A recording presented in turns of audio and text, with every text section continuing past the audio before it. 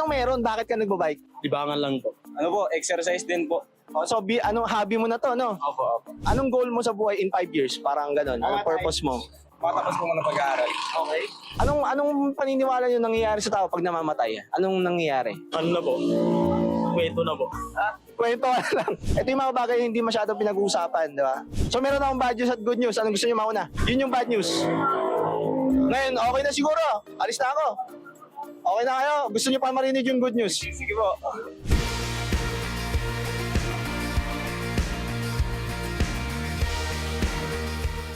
Hindi ko alam makita yung mata nyo kung hindi ko alam kung saan kayo nakatingin. Eh, di ba? Ayun, oh. Ayun, oh. Grabe naman Yun. Ano pangalan po pala muna? Sorry. Sa palayaw po, Denden. Nagbabike kayo isang grupo kayo, tama? Opo. Anong meron? Bakit ka nagbabike? Libangan lang po. Nag-exercise lang po kami, ensayo. Saka, Exercise, oo, tama. tapos may kami po may sinasalihan. So, Hild, ikaw kuya, punta naman tayo sa'yo. Ano pangalan mo kuya? G-word po. G-Ward. Oo, sige. Tapos kita ba yung mukha ko dyan sa salamin, oh? Yun. Kapis naman ah. Kagrupo mo siya. Opo. Saan kayo nagkakilala? Sa ano lang din po. Sa... Sa bar. Ang ganda. Dito sa karera. Sa karera po. Okay. So parang may sports event, ganyan. Karera po. Tapos naging grupo na kayo dito. Ano to? True online lang? Kumbaga kayo nagkakilala, ganyan? Yung iba po. Okay. Tapos yung iba, magkakatopa talaga. Mga kalapit bahay. So ayun, balik tayo sa tanong Kuya G-Ward. Bakit ka nagbabike? Bakit mo napiling magbike Oo. ganyan? Ano po, exercise din po. Oh, so anong hobby mo na to, no? Opo. Exercise. So parang talaga para sa health. Opo. So bakit siya? Bakit importante yung health? Ano sa tingin mo? Mag-shift lang tayo ng konti ng question. Ano din po ng ano. Kung paano din po ng katawan, pampaganda din po. Okay, so pinag-usapan natin yung health. Ngayon, medyo switch natin yung questions. Medyo, ito hindi masyadong pinapag-uusapan to. Oo. And baka nga ako lang ang nag-attempt na may mag-usap na ito tungkol sa inyo. So, usapang health tsaka buhay, ganyan. Meron ka bang, anong goal mo sa buhay in 5 years? Parang ganun, anong purpose mo? Matapos po muna pag-aaral. Okay. Anong sa tingin mong purpose ng buhay mo? O kaya in general, anong purpose ng buhay, ganyan? Ano po?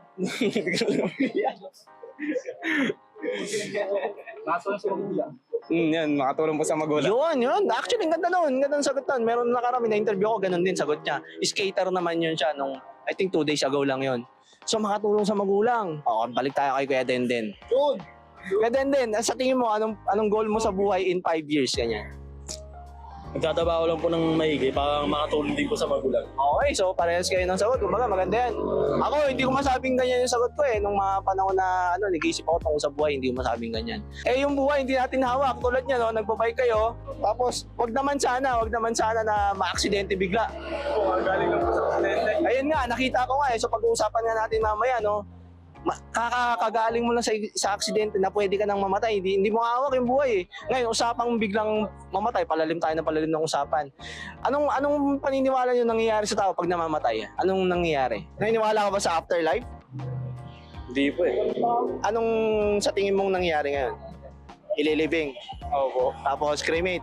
Tapos yun na. Yun na. Okay. Ikaw, okay, Denden. Kaya paniniwala mo lang to. Ano sa tingin mo nangyayari sa pag ang tao namatay, ano nang susunod? Kalapati na. Ano na po? Kwento na po. Kwento ka na lang. Kwento ka na lang. So ayaw mo naman siguro na maging kwento ka na lang, no? Heaven or hell daw. Naniniwala ba kayo doon? May idea ba sino nakapasok sa heaven, sino nakapasok sa hell? Wala idea. Okay, so ang sabi daw kasi doon, parang ang makakapasok daw sa langit, mga mabubuti daw. Tapos yung sa hell daw, yung mga makakasalanan. So sa tingin nyo kayo, mabuti ka. Sa tingin mo, G-Ward, mabuti ka. Sakto lang po. Sakto lang. Ayan. O, gitna, 50-50 ikaw, kaya din. Mabuti yan eh. Mabuti, masama. Mabuti po. Okay, sige, titingnan natin. Alam niyo ba yung 10 commandments, yung 10 utos? So sabi doon, pang siyam na utos, sabi, huwag kang magsisinungaling. Kuya din, nagawa mo daw magsinungaling. Hindi po. Di pa? Hindi pa po. Kahit isang beses, sa buong buhay mo, hindi magsabi ng totoo. Ano po? Nakapagsingaling po mga 2 beses. Okay. So, anong tawag ko sa isang tao na nagsasabi ng kasinungalingan? Kapag hindi ako nagsabi ng totoo, anong tatawag mo sa akin? Ito may sumusulsul sa gilid eh, no? Dito tayo kay G-Ward. G-Ward, nagawa mo na ba ang sinungaling? Opo. Anong tawag ko sa isang tao nagsisinungaling? Ano? Tawag dito? Kasalanan. Hindi, meron mas tamang sagot. Ano po? Pag hindi ako nagsabi ng totoo, anong tatawag mo sa akin pag hindi ako nagsabi ng totoo? Traidor. Nagsisimula sa letter S. S. Ha? Sinungaling? Sinungaling. So isa kang? Maring din. Meron pa. Sabi, wag magnanakaw. So, nagawa mo na bang magnakaw? Kumuha ng bagay hindi sa'yo. Kahit gano'ng kaliit. Kupit. Sukli, hindi binalik. Ballpen. Sukli po. Ako naman po yung maliit ako. Maliit tayo, no? Matagal na. Okay. So, Nanguha po ng mga peo sa kakwa, peo na konsensya po, binalik ko. okay, so nagawa nyo na. So, anong tawag ko sa inyo pag ginagawa nyo yun? Anong tawag ko sa'yo pag kumuha ka ng bagay na hindi sa'yo? Magnanakaw, okay. So, eto. Last na to. Pang 7 utos, sabi, wag kang makikiapid. Alam nyo yung makikiapid?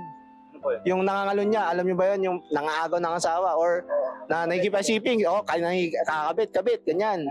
So, pero pakinggan mo to. Sabi ni Jesus, tumingin ka lang daw na may pagnanasa sa isang babae. Nakikiapid ka na sa puso mo. So, nagawa mo na ba yun, G-Ward? Hindi pa po. Tumingin na may pagnanasa sa isang babae. Nakanood ka na ng porn. Kaya din. Ano po yun? Nagawa mo naman tumingin ng may pagnanasa sa isang babae. Ay, hindi pa po. Hindi ka naman nagsisinungaling yun. yung mga kasama mo, nilalaglag ka. Saka isa pa po. Alam po ako kumitingin sa babae, halimbawa maganda siya. Parang naano lang po, nai-inlove lang. Nagawa mo ng manood ng porn. Isang beses po. Okay. So, yun, pakikapit yun sa puso. Okay, so, sobrang uncomfortable pag-usapan eh, di ba? Kasi ang hirap. Kahit ako, hindi ako komportable. And nagawa ko rin yung mga yan. So, babalik tayo sa usapan. Hindi natin hawak yung buhay. Pag namatay tayo, may darating daw na, ano? Tulad nga niya, no? Parang warning, parang trumpet na yan, no? So, pag namatay tayo, haharap daw tayo sa Diyos sa Judgment Day. Kung huhusgahan tayo base sa 10 utos, sa tingin mo guilty ka, G-Ward o innocent? Guilty po. Then? Guilty. Guilty. So kung guilty, heaven or hell? Heaven po. Pag guilty, heaven or hell? Heaven po. Bakit heaven? Paano mo? Bakit heaven? Siyempre, naiintindihan ko naman, gusto natin heaven. Bakit heaven? Wala nga idea. Wala po. So sa tingin mo ba, halimbawa, merong isang kriminal na huli, tapos may ebidensya, tapos inamin niya rin, dinala sa korte. Tapos nung husgahan na siya ng judge, sabi niya, Judge, alam mo, guilty ako, inamin ko pa, pero matagal naman na yun, nagsisina ako, tapos gumawa na rin ako ng mabuti. Sa tingin mo, palalayain siya ng judge? Hindi siya palalayain. Bakit? Kasi kailangan ng judge magbigay ng hustisya. Tama ba? Yung judge, kailangan niya magbigay ng hustisya. Hindi porket nagsisi ka, gumawa ka na mabuti, tapos kahit matagal na yon, palalayain ka na ng judge. Kasi kailangan niya magbigay ng hustisya. And sa Judgment Day, sabi yung Diyos na magbibigay siya ng hustisya.